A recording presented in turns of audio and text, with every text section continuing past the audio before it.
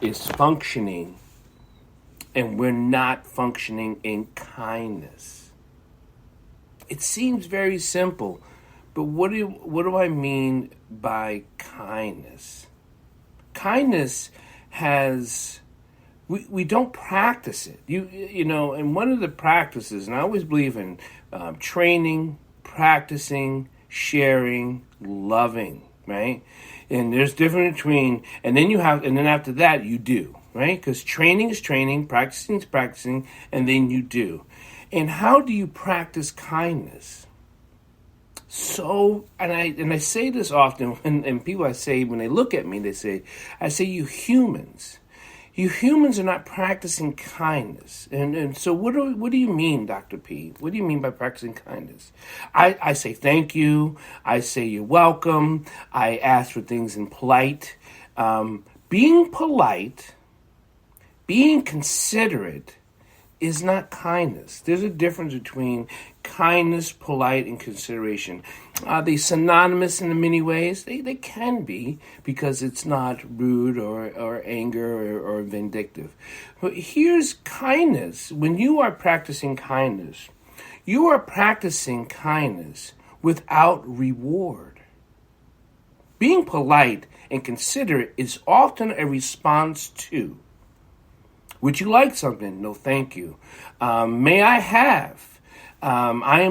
Excuse me, can I ask you a question? Those are very polite and in great ways.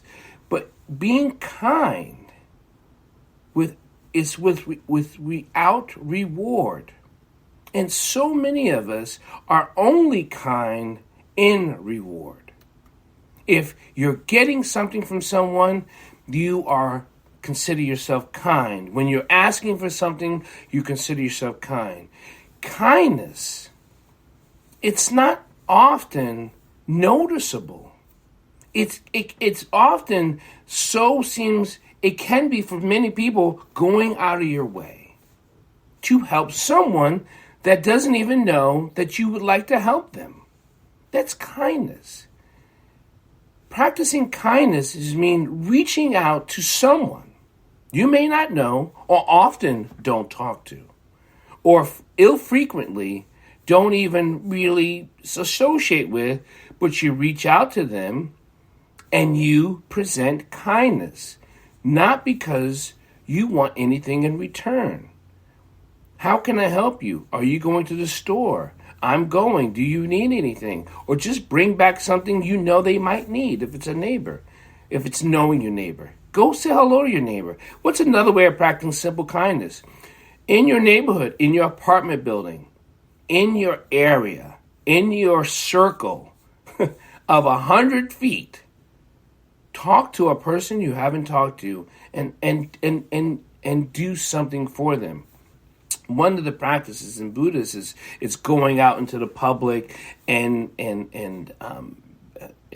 practicing kindness to just strangers and making it a part of the practice, the mantra, and the blessings you get.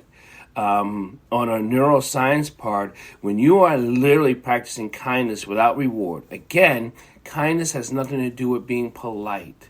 It has nothing to do with being considerate.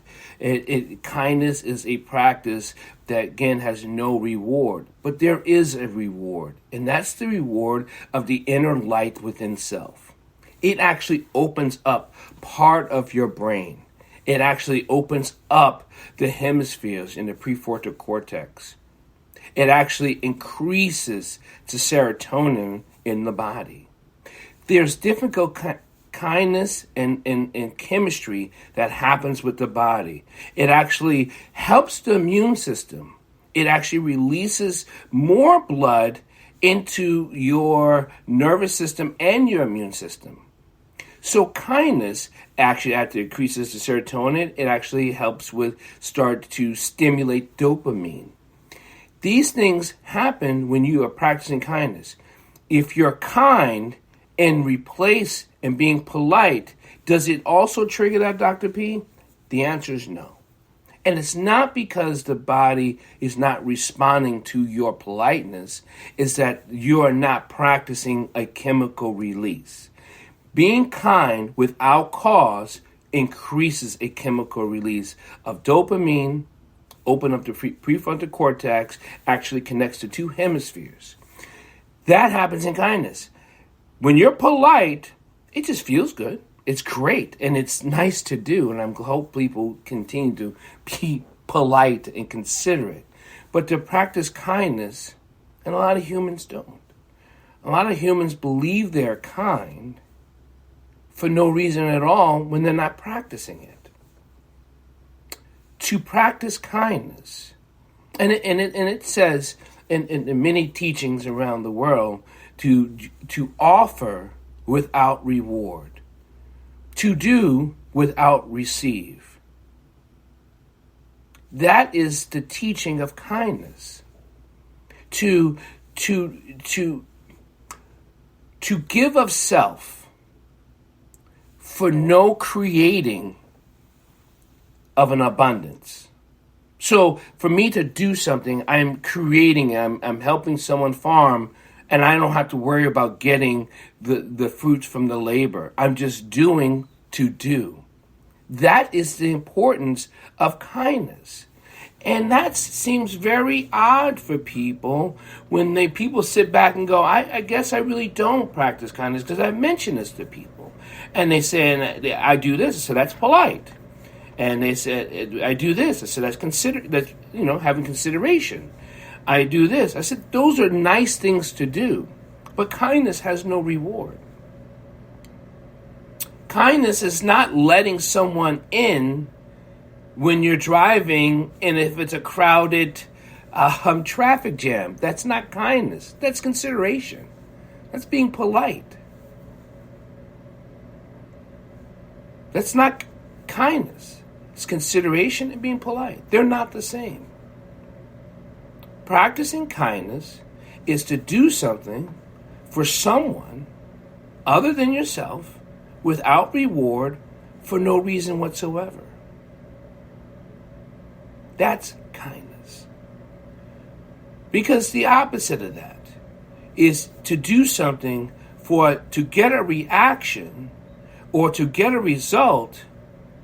It's not kindness, it's not polite, and it's not rude. It's self-serving. It can be selfish, but it's self-serving. So to only serve yourself means that you put yourself above all things created above you.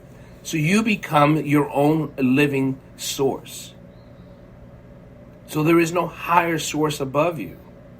But when you're practicing kindness, that means you're creating and you're acknowledging the higher source above you, the creator of all things, the blessing of the abundance of the universe, the connection to the vibration of the hemispheres, to opening up your cerebral cortex, to increase the dopamine, to decrease cortisol,